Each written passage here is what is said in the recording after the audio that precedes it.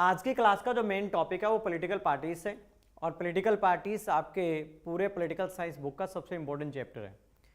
Definitely यहाँ से question frame out किए जाएंगे एमसीक्यू फॉर्म के अंदर, इसलिए आपको इस पूरे चैप्टर का डेप्थ नॉलेज होना जरूरी है।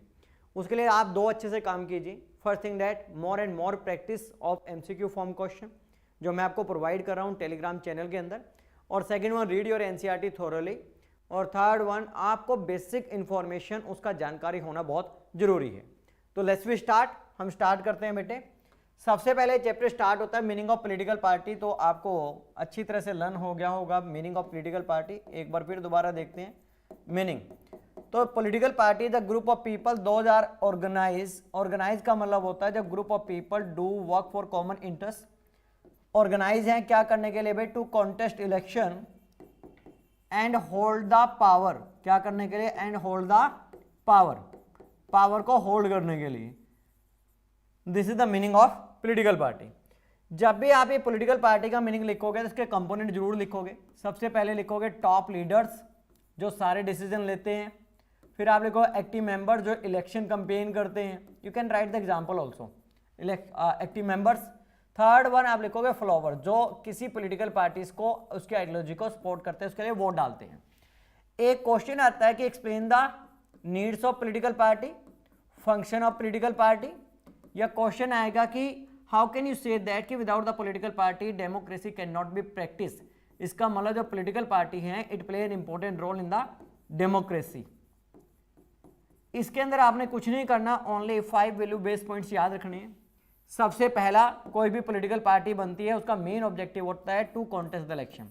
तो पहला तो पॉइंट ये हो गया to contest the election, because political party form to contest the election, they want to hold the power. Second point आप लिखोगे if the political party win the election to form the government. Form the government का मतलब है जैसे हमारे देश के अंदर लोकसभा है, जिस पॉलिटिकल पार्टी को लोकसभा के अंदर मेजोरिटी मिलेगी, मेजोरिटी का मतलब आधे से ज्यादा सीट मिलेगी, जैसे लोकसभा का 543, you can write the data 272 मिलेंगे, वो क्या बनाएंगे? गवर्नमेंट बनाएंगे। उस गवर्नमेंट को हेड को क्या बोलते हैं? प्राइम मिनिस्टर बोलते हैं।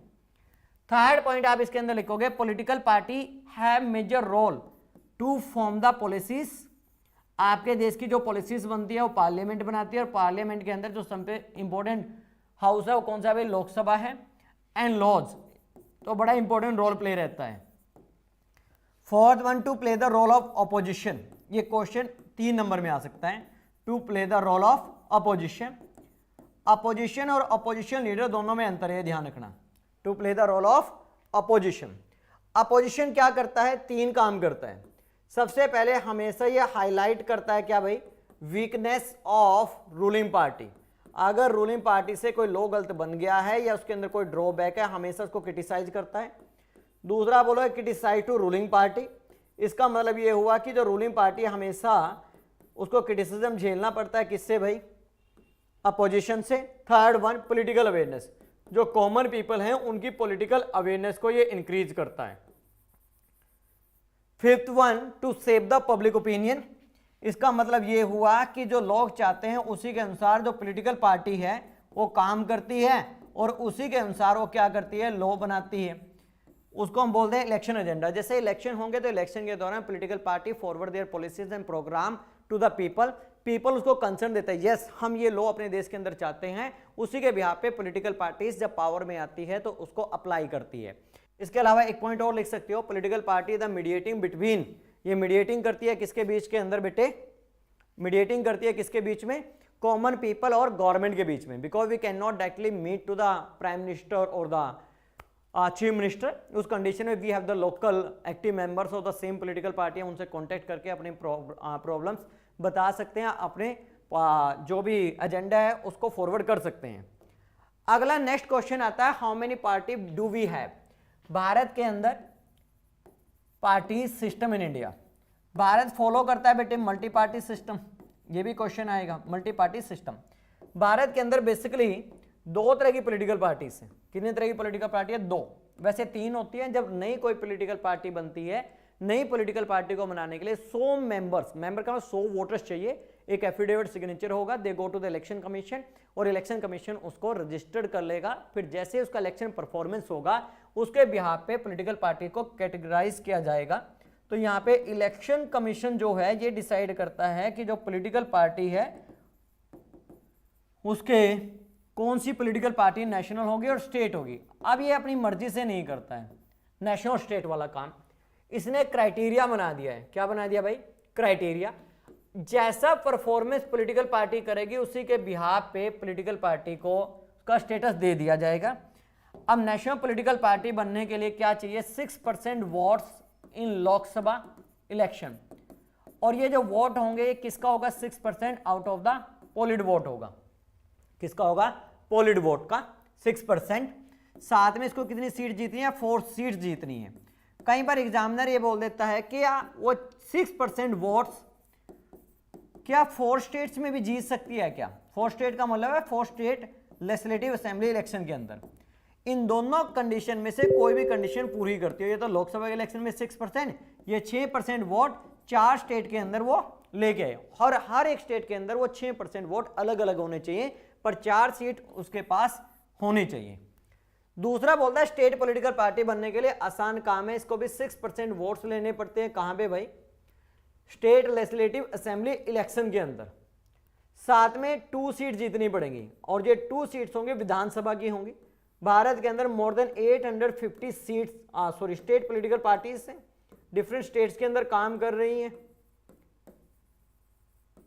अब 2 बड़े क्वेश्चन आते हैं कि इंडिपेंडेंस के बाद और अभी अगर क्वेश्चन आया how many did we have the national political party after the independence, आप बोलोगे 14 नेशनल पॉलिटिकल पार्टी थी। इंपॉर्टेंट फैक्ट है 14।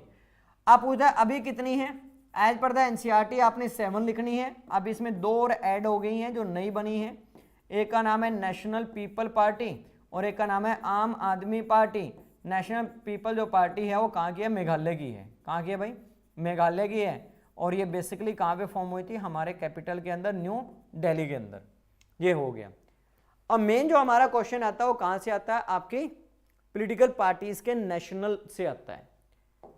अब मैंने यहाँ पे बना लिया है, तो आप देखते हैं कौन कौन सी हमारी नेशनल पॉलिटिकल पार्टी है। सबसे पहले हम लिखते हैं आईएनसी, इंडियन नेशनल कांग्रेस।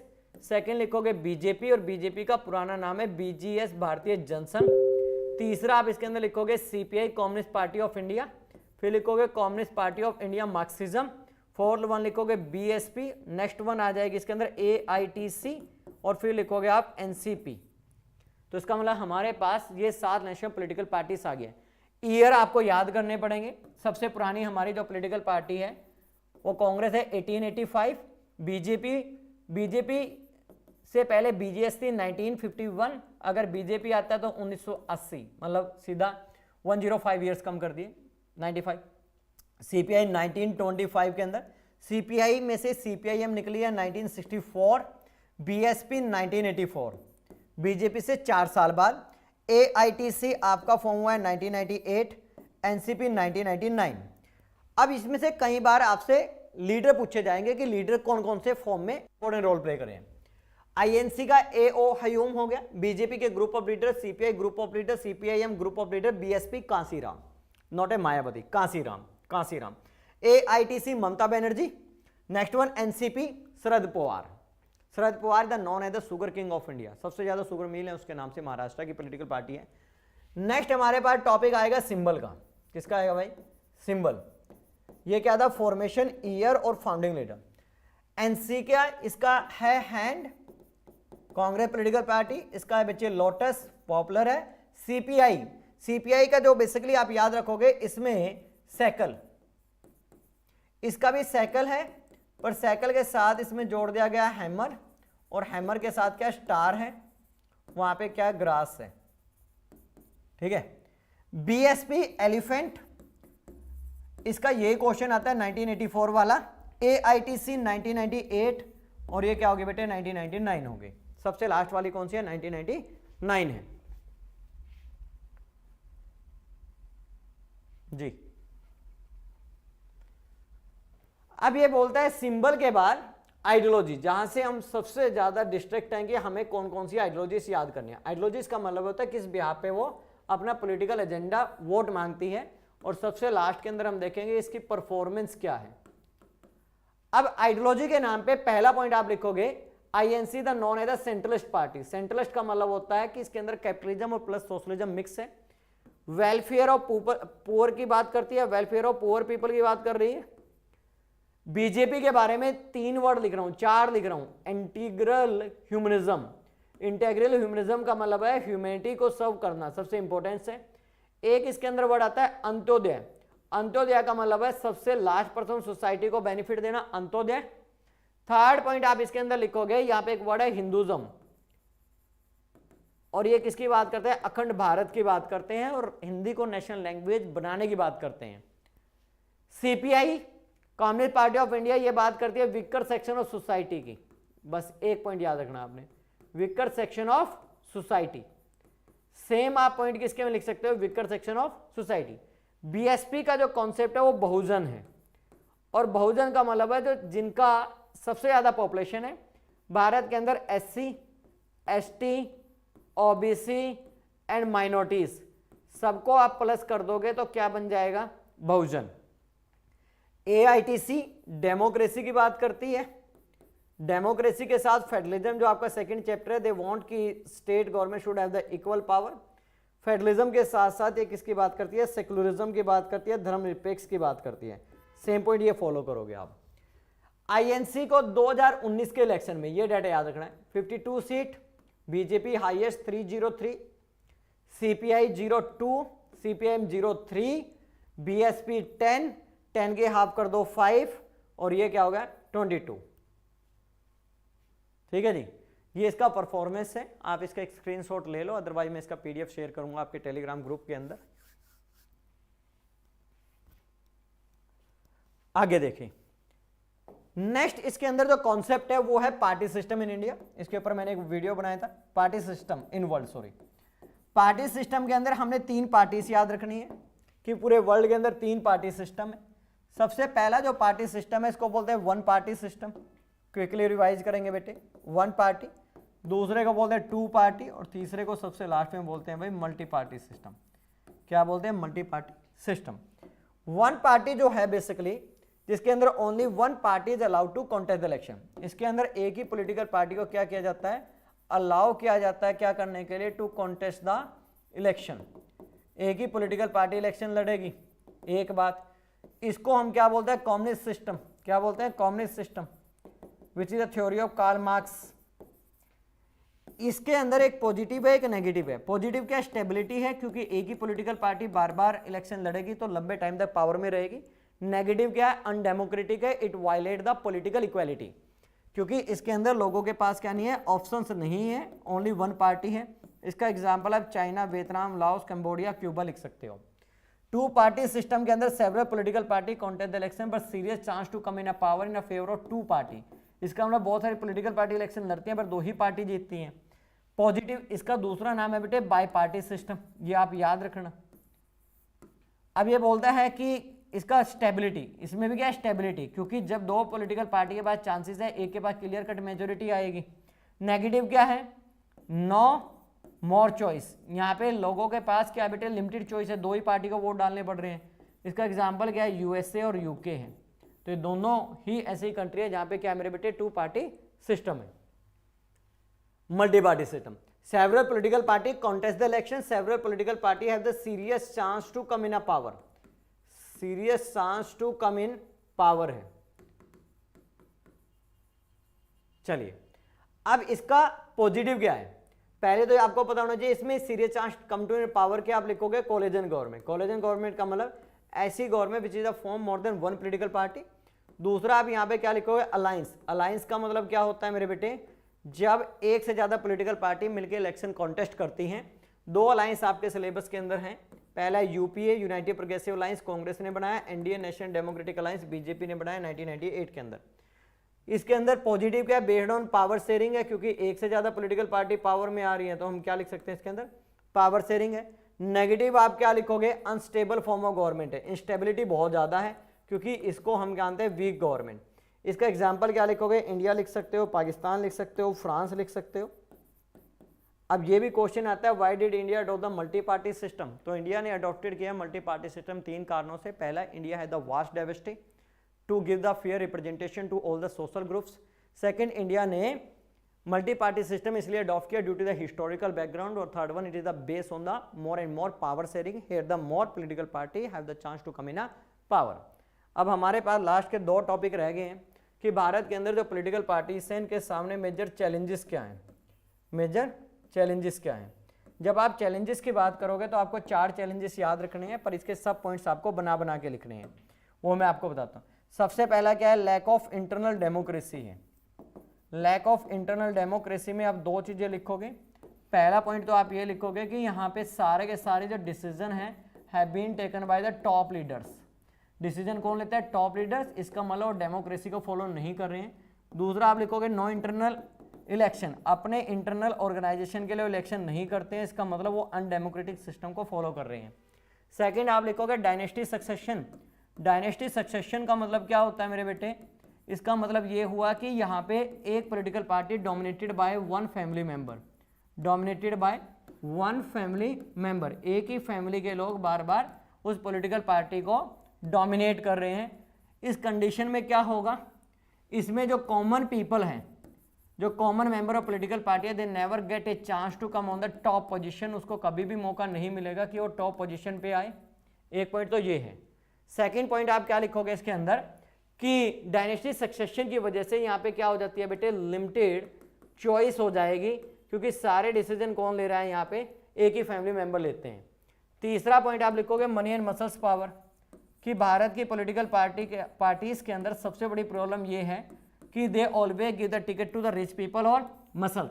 इससे क्या होगा बेटे, नॉट फेयर अपॉर्चुनिटी, हर एक व्यक्ति को फेयर अपॉर्चुनिटी नहीं मिलेगी, और कहीं ना कहीं यहाँ पे जो इलेक्शंस हैं उसके ऊपर भी बड़ा क्वेश्चन मार्क बनेगा, क्योंकि पीपल वोट करते हैं किसके नाम से बेटे, डर के नाम से या पैसे के नाम से। नो मीनिंगफुल चॉइस, जब ये पॉइंट आएगा तो आपने 2 बातें लिखनी है। पहले तो आप लिखोगे कि लीडर्स जो हैं अपनी पार्टी चेंज करते रहते हैं। चेंज कौन करता है भाई, लीडर्स। जब लीडर्स अपनी पार्टी चेंज करते रहेंगे तो उस कंडीशन के अंदर क्या होगा कि यू आर द कंफ्यूज, कि मेरे को वोट उसको देना है या उसको देना है। नेक्स्ट पॉइंट के अंदर आप क्या लिखोगे बेटे, change in leaders, change party by the leaders, और नेक्स्ट वन लिखोगे नो आइडियोलॉजिकल डिफरेंसेस।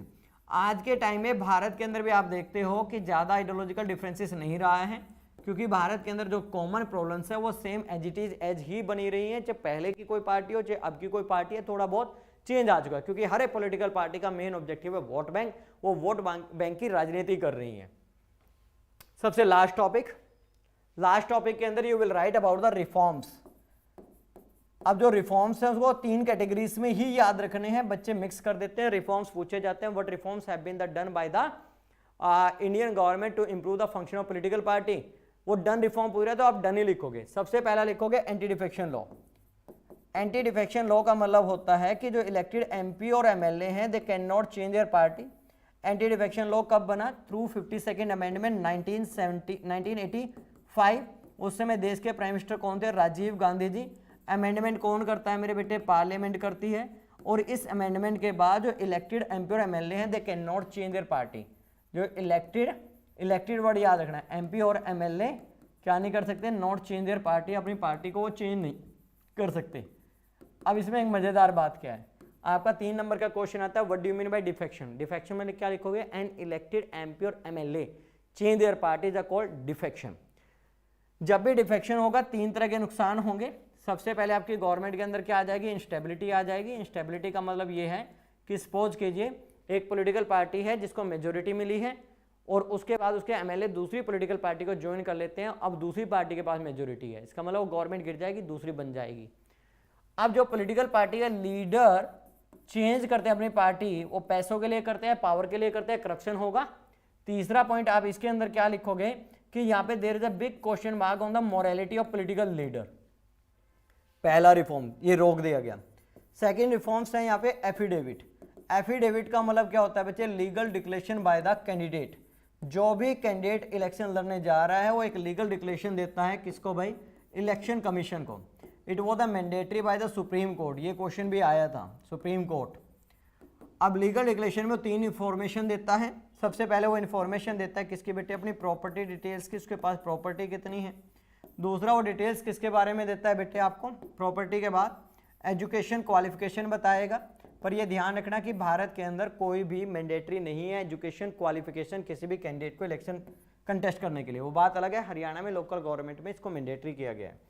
तीसरा आप इसके अंदर बताओगे वो क्रिमिनल बैकग्राउंड, इससे फायदा क्या होगा?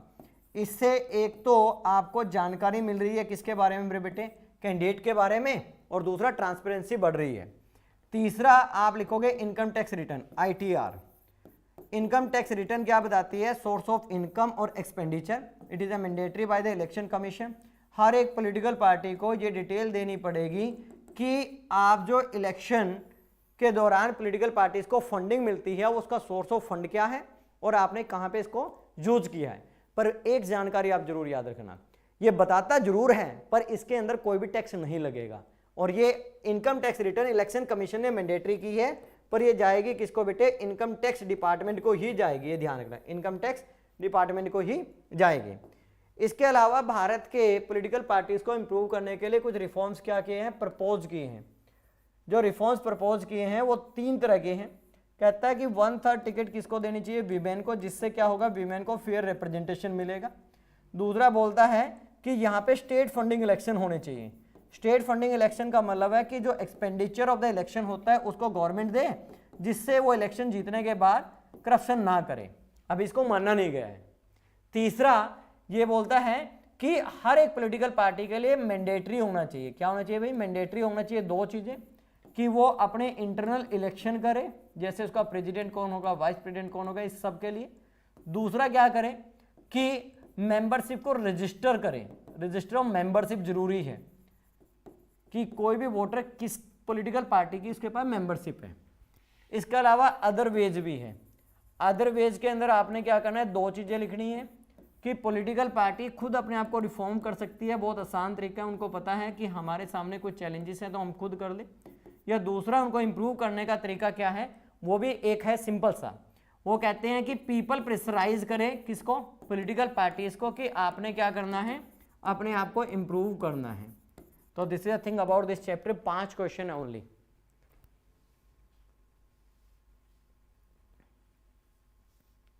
जी देवर्स, रशिया 1 पार्टी सिस्टम है बेटे। बीजेपी द राइट पार्टी है बेटे। कांग्रेस सेंट्रलिस्ट पार्टी है तनवीर। राइट का मतलब होता है ऐसी political party which follow the capitalist ideology. ऐसी पॉलिटिकल पार्टी जो क्या करती है बेटे? कैपिटलिस्ट आइडियोलॉजी को फॉलो करती है। ये मिश्रा, मैं करनाल से हूँ बेटे। सोनिया मिश्रा पूछ रही है मैं कहाँ से हूँ? मैं करनाल से हूँ, करण की भूमि, हरियाणा, प्राइड ऑफ इंडिया। जी क्वेश्चन है तो लिखिए बेटे आप, अगर आपका कोई डाउट है तो लिखिए, अदरवाइज से डन फ्रॉम माय साइड।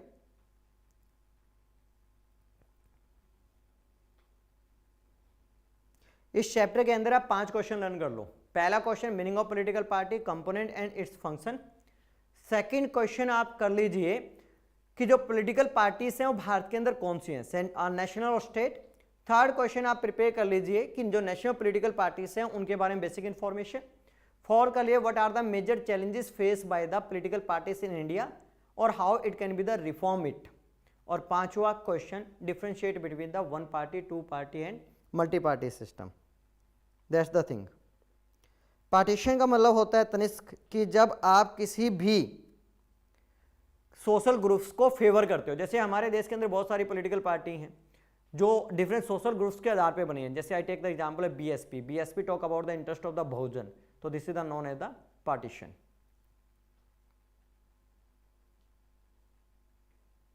तो thank you everyone to join me.